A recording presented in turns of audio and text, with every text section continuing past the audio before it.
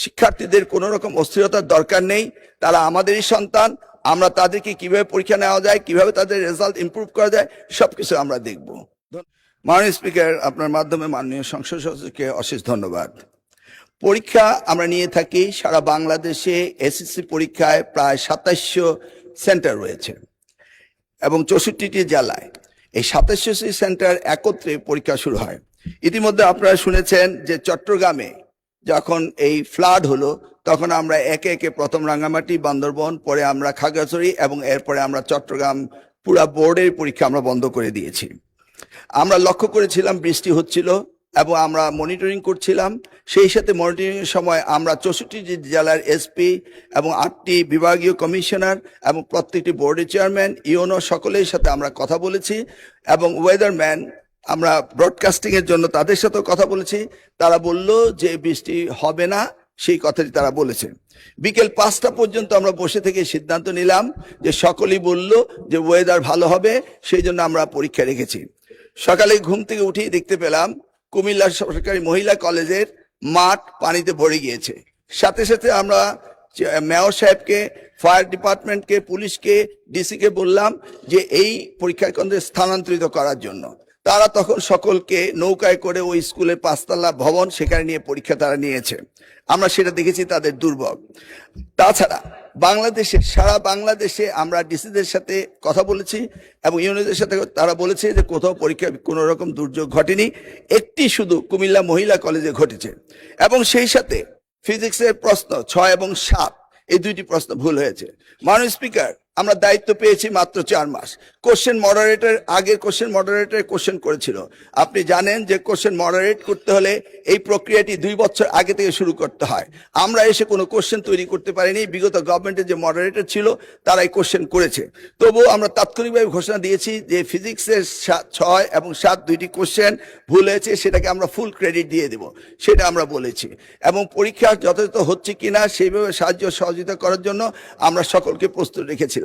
আজকেও আমরা সারাদিন কথা বলেছি এবং প্রত্যেকটি আমাদের সাথে যারা স্টেক হোল্ডার রয়েছেন তারা বলেছে পরীক্ষা সুন্দর হয়েছে, সুস্থ হয়েছে। একটি জায়গায় শুধু কুমিল্লা সরকারি মহাবিদ্যালয় এই ঘটনাটি ঘটেছে এবং সেখানে পরীক্ষা সুন্দর হয়েছে। আমরা নির্দেশ দিয়েছি যে পরীক্ষা বিলম্বতে শুরু করার জন্য এবং যে মেয়েটি কাপড় ভিজে গিয়েছিল বাড়ি থেকে কাপড় আনা হয়েছে, 1 ঘন্টা পরে পরীক্ষা নেওয়া হয়েছে এবং পরীক্ষার সময়সীমা বাড়িয়ে দেওয়া হয়েছে। আমি মাননীয় স্পিকার আপনার মাধ্যমে জাতিকে জ্ঞাতার্থে করতে চাই যে পরীক্ষা পদ্ধতিতে আমাদের যে সিস্টেম রয়েছে সেখানে লোকাল যে গভর্নমেন্ট রয়েছেন, ডিসি হতে, ইউনো হতে, পুলিশ হতে, তারা তাৎক্ষণিকভাবে ব্যবস্থা নেবেন যে পরীক্ষা এখানে নেওয়া যাবে কি যাবে না। যদি তারা মনে করেন দুর্যোগ, তারা পরীক্ষা বন্ধও করতে পারেন। আমরা বারবার কথা বলেছেন না স্যার, আমরা ঠিক মতোই নিচ্ছি এবং আপনারা দেখতে পেয়েছেন যে বৃষ্টির পানি কোথায় কোথায় ছিল সেগুলো আমরা সকলেই লক্ষ্য করেছি। কোমলমতি সন্তানদের জন্য আমাদেরও মায়া রয়েছে মাননীয় স্পিকার, সেই জন্য আমরা সবসময় মনিটরিং করি। এই যে কনসার্ন পরীক্ষাটা কখন না হবে এই বিষয়ে আমরা দায়িত্ব পাওয়ার পরপরই আপনি হয়তোবা লক্ষ্য করেছেন আমরা এসএসসি এবং এইচএসসি দুইটি পরীক্ষাকে খানিকটা আগিয়ে এনেছি এবং আমাদের প্ল্যান রয়েছে 2027 এর এসএসসি ব্যাচ ধরে আমরা আস্তে আস্তে এক্সামিনেশনের মান্থ হবে ডিসেম্বর এন্ড জানুয়ারি। এই ব্যাপারে আমরা ব্যাপক আলোচনা করেছি এবং আমরা কথাবার্তাও বলেছি এবং সেই সিদ্ধান্ত অনুযায়ী আমরা কিন্তু ক্রমান্বয়ে পরীক্ষা এগিয়ে নিয়ে আসছি। আমরা জানি মনসুন সিজনে পরীক্ষায় এই ধরনের জটিলতার সৃষ্টি হয়, সেটা মাথায় রেখে এবারও আমি 1 মাস এগিয়ে এনেছি, পিছনের দিকে এনেছি যেন আমরা এই সিজনের বাইরে চলে যাই। সেই সময় অনেক আপত্তি হয়েছিল, বলা হচ্ছিল কেন আমি এগিয়ে নিয়ে আসছি। আনার একটি মাত্র কারণ ছিল এইটি, কিন্তু অপরদিকে আমাকে সিলেবাসও দেখতে হবে যে সিলেবাস কভার হচ্ছে কিনা, সেই জন্য আমরা চাইলেও পারছি না। সবকিছুকে অ্যাডজাস্ট করতে হলে it needs a little bit time. আমরা আবার বলছি বেসলাইন হিসেবে 2027 এর এসএসসি কে টার্গেট করে আমরা ক্রমান্বয়ে পরীক্ষাগুলোকে এগিয়ে আনতে চেষ্টা করছি। আজকে যে বৈরী আবহাওয়াতে যে ক্ষতিগ্রস্ত হয়েছে আমরা ইন্ডিভিজুয়ালি প্রত্যেকটিকে লোকেট করে এবং কোথায় কি ব্যবস্থা নিতে হবে সেই ব্যবস্থাগুলো আমরা নিরূপণ করে ব্যবস্থা নেব। শিক্ষার্থীদের কোনো রকম অস্থিরতার দরকার নেই, তারা আমাদেরই সন্তান। আমরা তাদেরকে কিভাবে পরীক্ষা নেওয়া যায়, কিভাবে তাদের রেজাল্ট ইমপ্রুভ করা যায়, সবকিছু আমরা দেখব।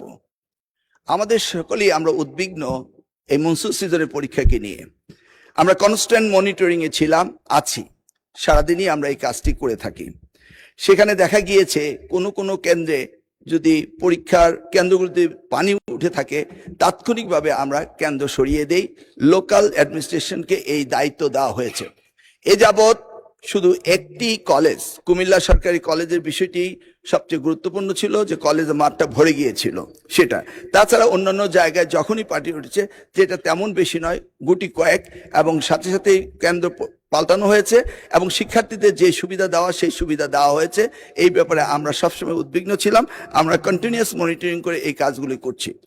যেই সেই ক্ষেত্রে আমরা মনে করি এখনো ক্ষতিগ্রস্ত হয়েছে, এই ক্ষতিগ্রস্ত তাদেরকে শুধরিয়ে দেওয়া আমাদের জন্য কোনো বিরাট কাজ নয়, কারণ আমরা অনেক জায়গায় পরীক্ষা বন্ধ করেছি এবং আমরা আবার আমাদের কোশ্চেন সেট রয়েছে, আমরা আবার তাদের পরীক্ষা নেব। আমরা আবারও পর্যালোচনা করছি, যদি কোথাও আমাদের প্রশাসনের দুর্বলতার কারণে কোনো শিক্ষা প্রতিষ্ঠানে পানি ওঠার পর যদি পরীক্ষা না দিতে পেরে থাকে, এই জরিপটা আমাদের কাছে আসার পরে আমরা সেইভাবে প্রয়োজনে আমরা রি-এক্সামিনও নিতে পারি। আমরা চিটাগাং বোর্ডে এই ব্যবস্থাটি করেছি এবং সেই অবস্থান আমাদের রয়েছে। সেই জন্যই আবার অনুরোধ করব, শিক্ষার্থীরা যার যার পড়ার টেবিলে ফিরে যাক। আমরাই উদ্বিগ্ন তাদের চেয়ে বেশি কিভাবে তাদেরকে আমরা পরীক্ষা সঠিকভাবে নেব এবং এই দুর্যোগ মোকাবেলা করব। আমি আবারও আশ্বাস দিচ্ছি যে যেই সমস্ত পরীক্ষা কেন্দ্রে এই ধরনের ভুল ত্রুটি হয়েছে সেখানে রি-এক্সামিন নেওয়ার প্রভিশন আমাদের রয়েছে। এরা আমাদের ভবিষ্যৎ, এদেরকে আমরা কোনো অবস্থায় ডিপ্রাইভ করতে পারি না, করব না। সেটাই আমি মহান সংসদের মাধ্যমে জাতিকে জানাতে চাচ্ছি। ধন্যবাদ আপনাকে।